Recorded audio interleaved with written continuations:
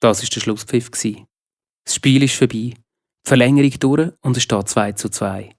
Das Penaltyschiessen muss entscheiden. Der Trainer bestimmt jetzt die Schützen. «Als letzter schiesst der Bruno», sagt er. «Ich?» sagt der Bruno. «Er hat noch nie einen Penalty geschossen. Ausser im Training, aber das ist völlig etwas anderes. Heute geht es um den Einzug ins grosse Finale.» Plötzlich packt der Bruno die Angst. Seine Beine sind weich wie Pudding und die Hände sind flutschnass. Das Penaltyschiessen fängt an. Der Bruno kann nicht hinschauen. Sein Herz schlägt immer fester und schneller. Es ist fast nicht mehr auszuhalten. Der letzte Spieler der gegnerischen Mannschaft spielt sein Penalty.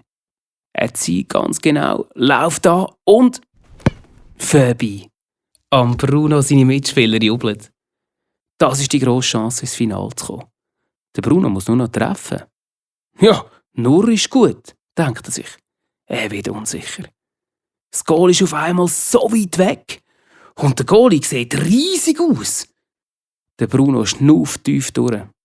Entschlossen leitet er den Böllen auf den Penaltypunkt.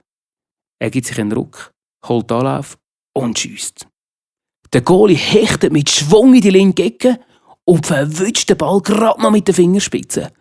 Der Bruno schaut mit offenem Maul zu, wie der Böllen an den Pfosten geht, ganz genau auf der Torlinie aufprallt, der Goalie am Bein berührt und von dort ins Netz geht.